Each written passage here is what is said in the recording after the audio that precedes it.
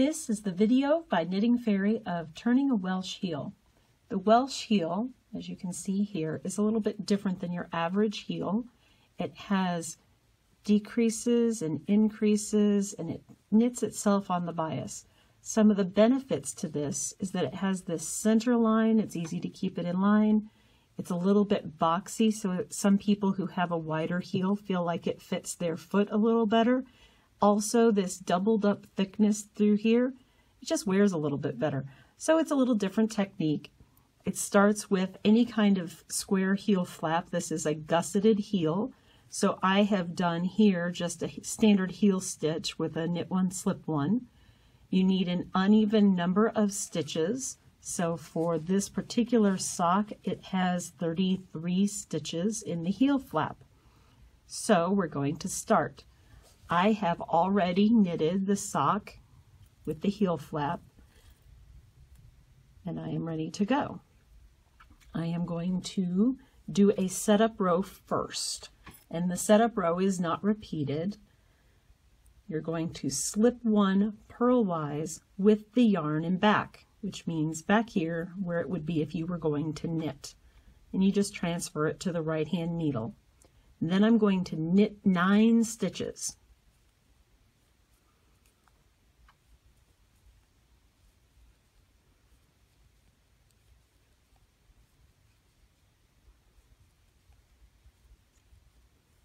Now I'm going to make a yarn over and knit 3. This is actually the heel. I'm going to knit 2 together and knit 1. And then I'm going to purl 1. This purl 1 is the center stitch. You might want to mark it if you like having a stitch marker to remind you about things. If you do, just take a stitch marker and mark actually in the stitch, and as we work you're going to have to move it up with you. You don't have to move it every row, but certainly move it up often enough that it stays relevant. Knit 1 stitch past the center stitch. SSK. SSK is properly worked. Slip as if to knit, slip as if to knit. Take your left needle and go tip to tip back through the fronts of those 2 stitches you just slipped. Wrap the yarn around the right needle, which is the back needle, and knit the 2 together. If you do not slip the first one at least as if to knit, you might as well not bother. You're just doing a knit 2 together through the back loop. The slip as if to knit is what changes the orientation of the stitch and how it lies. Then we're going to knit 4 stitches.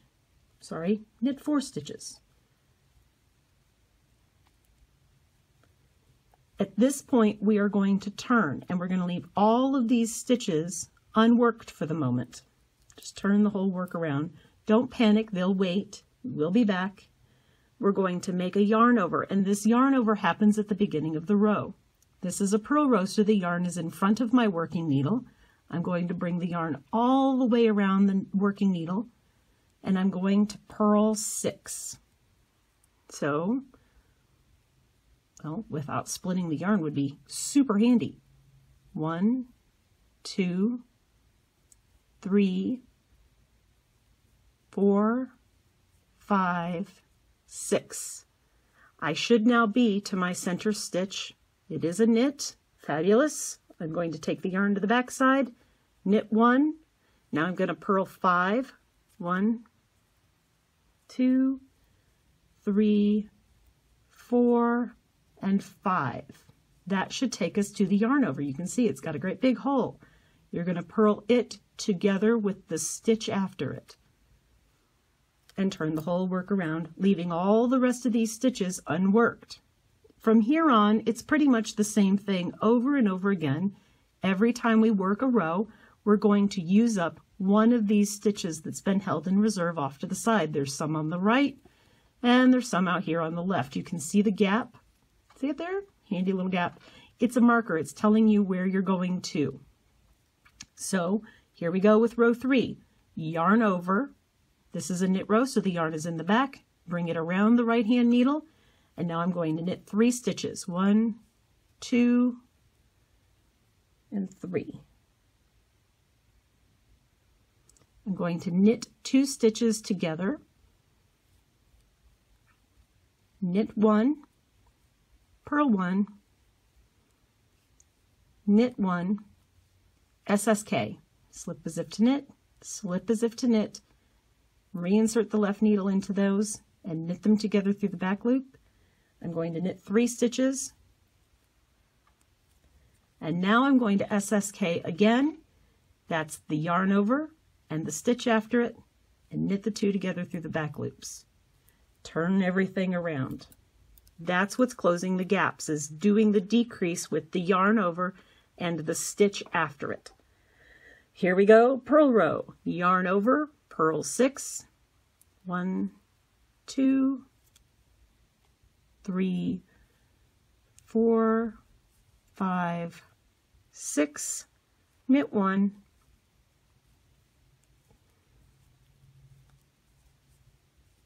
purl 5. There's my yarn over. It looks a little funky, but it really is the yarn over, and I'm going to purl it together with the stitch after it, turn the work around. I now have 1 less stitch over here left in reserve. Yarn over, knit 3, knit 2 together, knit 1, purl 1,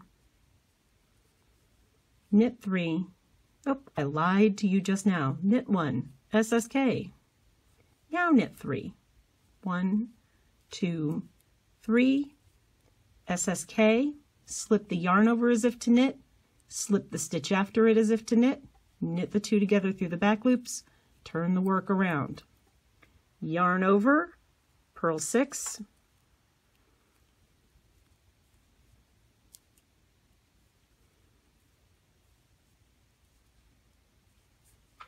knit 1, purl 5,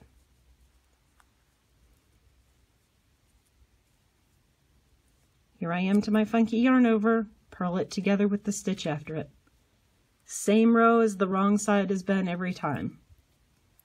Yarn over, knit 3, knit 2 together, knit 1, purl 1, knit 1, SSK, knit 3, SSK, and turn. Yarn over, purl 6,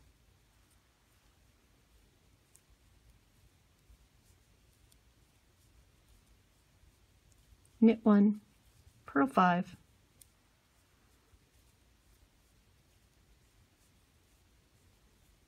purl those 2 together. See how it closes that gap? Very nice. Turn it around. Yarn over, knit 3, knit 2 together, knit 1, purl 1, knit 1, SSK, knit 3,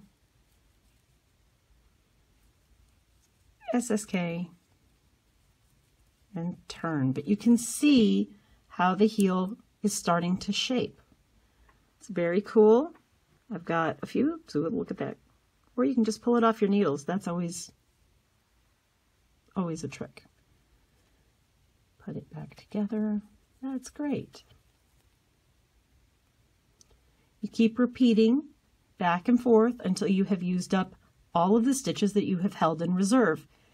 You need to be aware that the number of stitches on the left side and the right side are only going to be equal after you have completed a purl row. So since we have just completed a knit row, I have 5 stitches at the end and I have 6 stitches in reserve at the beginning. Once I complete my purl row, I will be back to having 5 and 5. Don't panic if after the end of your knit row they're not the same. They're not going to be. It's a 2-row process.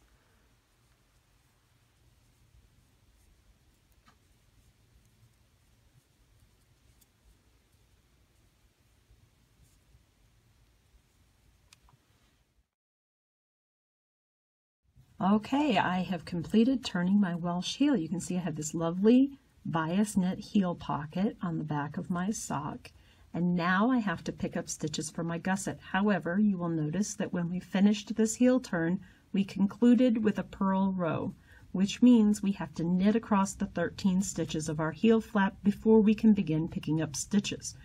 So just knit all the way across. I do not choose to continue my center line stitch into the sole of my foot.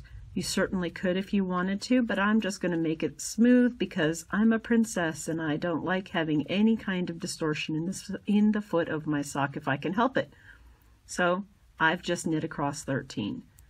Now I'm going to turn this just slightly and I'm going to pick up and knit one stitch in each slipped stitch along the edge. You can see the neat little V's right here that it left when we did our slip stitches.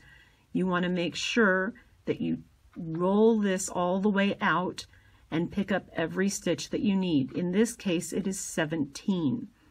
Our first stitch that we want to pick up is here. This is the last stitch of the heel flap.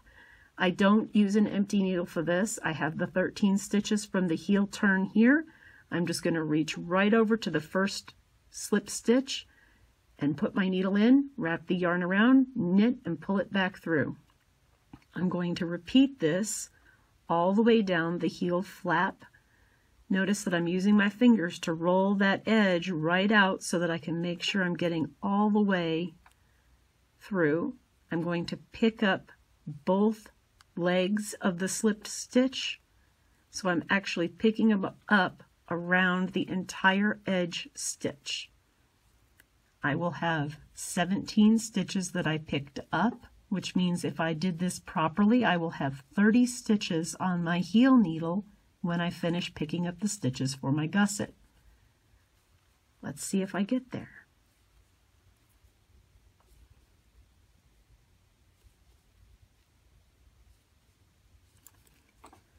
I have 2, 4, 6, 8, 10, 12, 14, 16, 18, 20, 22, 24, 26, 28, 30.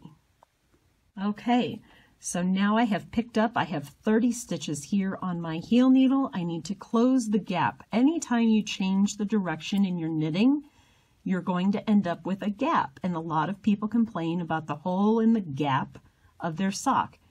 The gap is this area right here where it goes from heel flap this way and turns and goes across the top of your foot.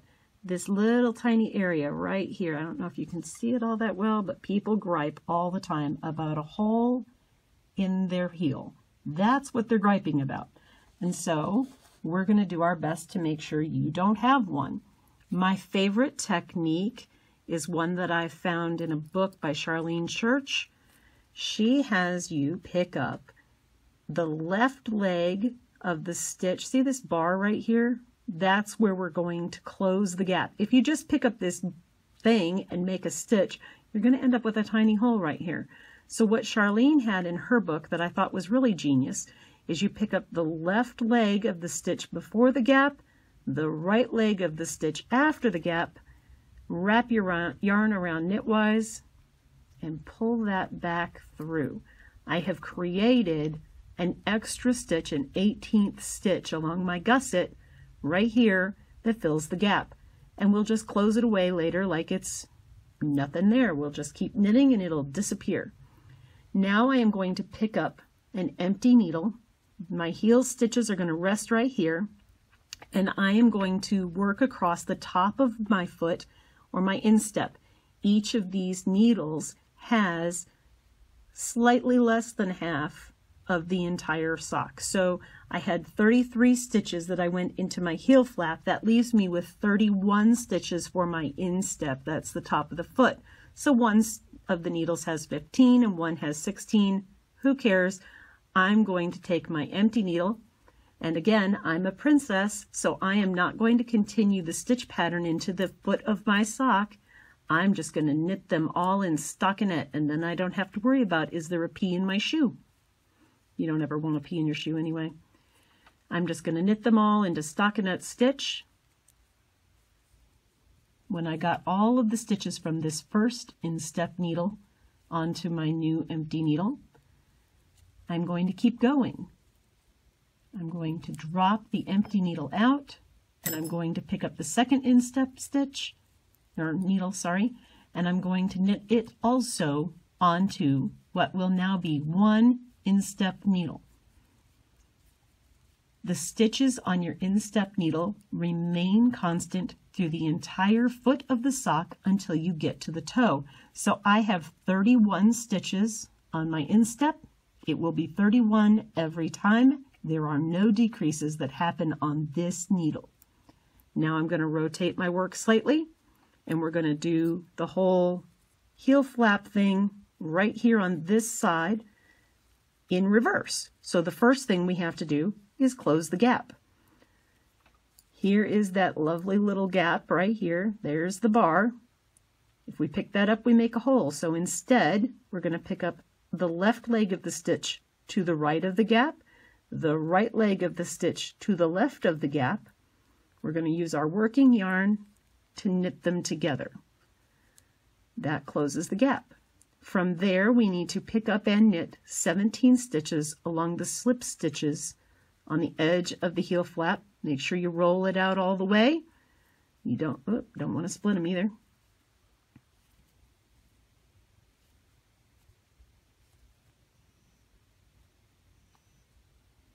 Well, that one's just being annoying, but it happens. Persevere, you're a knitter, you can do it.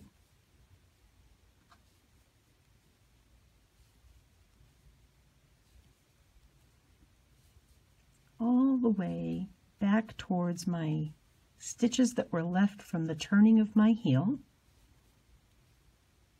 And then I am going to count my stitches. I should have 18. Let's see.